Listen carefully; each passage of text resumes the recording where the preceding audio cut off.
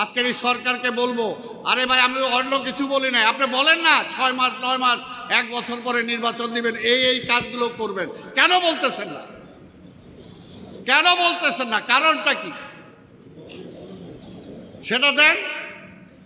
আর যে কোনো কিছু করার আগে রাজনৈতিক দলগুলোর সাথে বসেন, বৈশা আলোচনা করে ঠিক করেন। আর ওই সমস্ত ইচ্ছা হইলে একজন আইন উপদেষ্টা বানাই দিলাম, ওই আওয়ামী লীগের মতো সস্তা যত মন্ত্রী বানাইছিল, এমপি বানাইছিল, অনেকে চিনেই না। এরকম আল্লাহর রাস্তায় বানায়েন না। যাকে প্রয়োজন, এখন যাদের দরকার তারা হলো সবচেয়ে বেশি যারা ভূমিকা রাখতে পারবে। হ্যাঁ, যে ব্রেন আছে দেখেন, মেধার কোনো বিকল্প নাই, মেধাবী লোকজন নেন, যাদের কমিটমেন্ট আছে দেশের প্রতি তাদের নেন। আওয়ামী লীগের প্রতি যাদের কমিটমেন্ট ছিল তাদেরকে দিয়ে তো আর, এই জন্য তো আমরা 5ই আগস্টে হাসিনারে তারাই নাই আর আপনাদের ক্ষমতায় বসাই নাই। আপনাদের ক্ষমতায় বসানো হয়েছে এই দেশের মানুষের ভাগ্য পরিবর্তনের জন্য, আবার মানুষের ভাগ্য ওই আওয়ামী লীগের ইসের মধ্যে গাঁটবাঁধের মধ্যে নিয়ে যাওয়ার জন্য না। এটা হলো পরিষ্কার কথা। খায়রুল হকরে তো এখনো ধরেন নাই। কোথায় খায়রুল হক? আজকে বাংলাদেশকে জাহান্নাম বানাইছে যে শেখ হাসিনার সাথে মিলে। খায়রুল হক বিচারপতি, আজকে সেই খায়রুল হক কই? তার বিরুদ্ধে কয়টা মামলা আজকে রাষ্ট্র দিয়েছে, সরকার দিয়েছেন? আমাদের তারেক রহমানের মামলা একটার পর একটা যায় কোর্টে যায় ফেস করতে হইতেছে। কেন? তারেক রহমান তো পরের দিনে আনা উচিত ছিল। এখনো আমরা বলি রাজনৈতিক আন্দোলন, রাজনীতি ছাড়া কোনো কিছু নাই। আধিপত্যবাদী শক্তিকে যদি ঠেকাইতে হয়, তার হাত থেকে যদি বাংলাদেশকে রক্ষা করতে হয়, আধিপত্যবাদের বিরুদ্ধে যে জাতীয়তাবাদী রাজনীতি, সেই জাতীয়তাবাদী রাজনীতির নেতা হলো তারেক রহমান। কাজে সেই কারণে তারেক রহমানকে দেশে দরকার। রাজনীতি দুই ধারায় বিভক্ত, পরিষ্কার। যারা আধিপত্যবাদী শক্তির পক্ষে রাজনীতি করতে চান, ওই ফ্যাসিস্ট হাসিনা, তার সাথে যে কয়টা দল ছিল তারা, আর তার বাইরে আমরা যারা আছি বাংলাদেশের পক্ষে রাজনীতি করি। স্বাধীনতার পরেও যুদ্ধ করছি, যুদ্ধের পরে আবার যখন দেখছি এই আওয়ামী লীগ আধিপত্যবাদী শক্তির পক্ষে, সেদিন থেকে তার বিরুদ্ধে লড়াই করছে এবং করব, পরিষ্কার। তো সেই কারণেই ওই যুদ্ধ করছি কিছু পাওয়া না পাওয়ার জন্য না। কিছু পাওয়ার, ব্যক্তিগত পাওয়া না পাওয়া দিয়ে কিছু আসে যায় না। ওইরকম ব্যক্তি চাইলে অনেক কিছুই হয়, অনেক কিছুই করা যায়, অনেকে অনেক কিছুই হয়েছেন। ওইটা দিয়ে দেশেরও পরিবর্তন হয় না। ওই যে চিন্তা নিয়ে যুদ্ধে গেছিলাম, তাহলে ওই চিন্তাও বাস্তবায়িত হবে না। আজকে ছাত্ররাও এই বয়সে আবার যে চিন্তা নিয়ে তারা আজকে 5ই আগস্ট ঘটিয়েছে, এই চিন্তাও বাস্তবায়িত হবে না যদি আমরা এটাকে সঠিক খাতে প্রবাহিত করতে না পারি। তাহলে ওই আমরা এক স্বাধীনতা করছি, আবার বলে দ্বিতীয় স্বাধীনতা, এরপরে আবার তৃতীয় স্বাধীনতা বলতে হবে। এইভাবে কি চলবে? এটার জন্য আজকে পরিষ্কার যে দেশটাকে যদি গ্রহণযোগ্য করতে হয়, মানুষের কাছে নিতে হয়, তাহলে সত্যিকার অর্থে ইলিয়াস কাঞ্চনের মতো যারা কোনো কিছু পাওয়ার আশায় কিছু করছে না, দেশের জন্য, রাষ্ট্রের জন্য, মানুষের জন্য নিজের জীবনকে নিবেদিত করতেছে, এই ধরনের নিবেদিত প্রাণদেরকেই আজকে এগিয়ে নিয়ে আসতে হবে দেশের স্বার্থে। তা আমি আজকে বক্তব্য দীর্ঘায়িত না করে আমি আবার ইলিয়াস কাঞ্চনকে ধন্যবাদ জানাই। এবং শুধু আজকে বলবো, আপনি নিরাপদ সড়ক নিয়ে আন্দোলন করছেন, কিন্তু সংস্কৃতি নিয়েও আন্দোলন করেন। কাউকে তো দেখি না সাংস্কৃতিক অঙ্গনের আন্দোলনে, না কাউকে তো দেখছি না। আমার কৃষ্টি, আমার সংস্কৃতি আজকে শেষ হয়ে গেছে আজকে আধিপত্যবাদী শক্তিদের কারণে।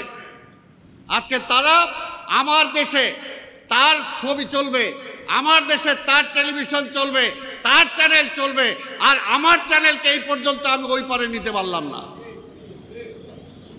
কেউ তো বলে না সাহস করে যে আমি এটা বন্ধ করে দেব যদি আমারটা না চলে। বলতে হবে। কারো আধিপত্যবাদীদের বাজারে রূপান্তরিত হওয়ার জন্য আমি এটা করি নাই। বলতে হবে যে আমার কিসে, আমার ফেলানিকে যদি আজকে সীমান্তে অতিক্রম করার কারণে গুলি করে সীমান্তের তার কাটে ঝুলে রাখা হয়, আওয়ামী লীগের আজকে কিভাবে সীমান্ত অতিক্রম করে ওই পারে গেল? কেন তাদেরকে গুলি করা হয় নাই? কেন তাদেরকে ধরা হয় নাই? আজকে অনেক ওই পারে বৈশা আজকে আমাদের বিরুদ্ধে অনেক কথা বলতেছেন। এইখানে নাকি একটা রায়ট শুরু হয়ে গেছে। আরে ভাই আসেন না, মমতা ব্যানার্জিরা কে আছেন? যারাই আছেন আইসা দেখেন এখানে কি হচ্ছে। বাংলাদেশের মতো দেশে আমরা হিন্দু, মুসলিম, বৌদ্ধ, খ্রিস্টান মিলে যত আরামে আছি পৃথিবীর কোথাও নাই। ওই ইন্ডিয়াতেও নাই। ওই ইন্ডিয়াতেও মুসলমানরা এত আরামে নাই। কিন্তু আমরা তো বলি না সেটা। আমরা তো রায়ট লাগাইতে চাই না। আমরা আমাদের সেই পাকিস্তান আমল থেকে আমরা দেখে আসছি। আর যদি রায়ট, যদি হিন্দু ধর্মের কোনো ক্ষতি হয়ে থাকে সেটা হচ্ছে আওয়ামী লীগের আমলে সবচেয়ে বেশি। হিন্দুদের বাড়ি ঘর, আজকে যে সমস্ত মন্দিরের যে সমস্ত করেছে আওয়ামী লীগ, আওয়ামী লীগের বাইরে যখন থাকে তখনই সবাই নিরাপদ থাকে। আসলে আওয়ামী লীগের আমলে হিন্দু বলেন, মুসলিম বলেন, বৌদ্ধ বলেন, কেউ নিরাপদ না। কারণ আওয়ামী লীগের একটা চোরের দল, একটা লুটের দল, একটা ফ্যাসিস্ট, একটা পরের দেশের রাজনীতি করে, পরের দেশের শক্তি নিয়ে ক্ষমতায় বসে। জনগণের শক্তিতে তারা কখনো ক্ষমতায় বসে নাই, আবার সেটা বিশ্বাসও করে না। তাই আজকে আপনাদের সবাইকে ধন্যবাদ জানাই। আন্দোলন এখনো শেষ হয় নাই। যে পর্যন্ত আমরা নির্বাচন না আসবে এবং একটা গ্রহণযোগ্য নির্বাচন আমরা করতে না পারবো, আজকের এই সরকারকে বলবো, আরে ভাই আমি অন্য কিছু বলি নাই, আপনি বলেন না 6 মাস 9 মাস 1 বছর পরে নির্বাচন দিবেন, এই কাজগুলো করবেন। কেন বলতেছেন না? কেন বলতেছেন না? কারণটা কি সেটা দেন। আর যে কোনো কিছু করার আগে রাজনৈতিক দলগুলোর সাথে বসেন, বৈশা আলোচনা করে ঠিক করেন। আর ওই সমস্ত ইচ্ছা হইলে একজন আইন উপদেষ্টা বানাই দিলাম, ওই আওয়ামী লীগের মতো সস্তা যত মন্ত্রী বানাইছিল, এমপি বানাইছিল, অনেকে চিনেই না। এরকম আল্লাহর রাস্তে বানায়েন না। যাকে প্রয়োজন, এখন যাদের দরকার তারা হলো সবচেয়ে বেশি যারা ভূমিকা রাখতে পারবে। হ্যাঁ, যে ব্রেন আছে দেখেন, মেধার কোনো বিকল্প নাই। মেধাবী লোকজন নেন, যাদের কমিটমেন্ট আছে দেশের প্রতি তাদের নেন। আওয়ামী লীগের প্রতি যাদের কমিটমেন্ট ছিল তাদেরকে দিয়ে তো আর, এই জন্য তো আমরা 5ই আগস্টে হাসিনারে তারাই নাই আর আপনাদের ক্ষমতায় বসাই নাই।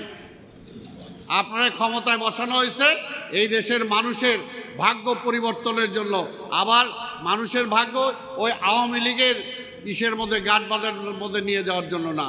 এটা হলো পরিষ্কার কথা, পরিষ্কার কথা। দেশের জন্য যুদ্ধ করেছে। স্বাধীনতার পরে যখন আওয়ামী লীগ সেই যুদ্ধের স্বপ্ন বাস্তবায়িত করতে পারে নাই, আবার তার বিরুদ্ধে বিদ্রোহ করেছি। এখন এই সরকারকে, হাসিনাকে উৎখাত করে এই সরকারকে আমরা বসাইছি। আমরা চাই আপনি ঠিক মতো সব কিছু করেন, নাহলে কিন্তু সব কিছুই মনে রাখবেন জবাবদিহিতার বাইরে কেউ নাই। সময় আছে, আমরা সময় দিতে চাই। আমরা চাই না এই সরকার ব্যর্থ হোক।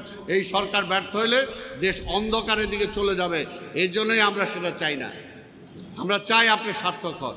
সার্থক হওয়ার জন্য পরামর্শ নেন, যেভাবে চলার সেভাবে চলেন, সেইভাবে চালান।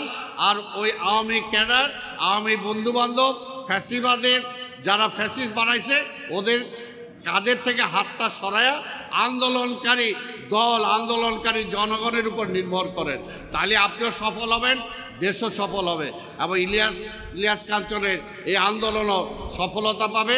আমরা জানি যখন যেই আসুক না কেন, যত কিছু হোক, আমি অন্তত একজন রাজনৈতিক কর্মী হিসাবে, এই দেশের একজন নাগরিক হিসাবে আমি আপনার বলতে চাই, আপনার এই আন্দোলনের সাথে সব সময় আছি ইনশাল্লাহ। আপনার এই আন্দোলনে আপনি ওই যে কি দেখলাম যে আপনার পার্মানেন্ট মেম্বার নাকি একটা আজীবন সদস্য, যদি আপনি মনে করেন যে আমি সেটাতে কোয়ালিফাই করি তাহলে আপনি আমাকে নেবেন, আমি আপনার সাথে আছি। আপনাদের সবাইকে ধন্যবাদ। খোদা হাফেজ।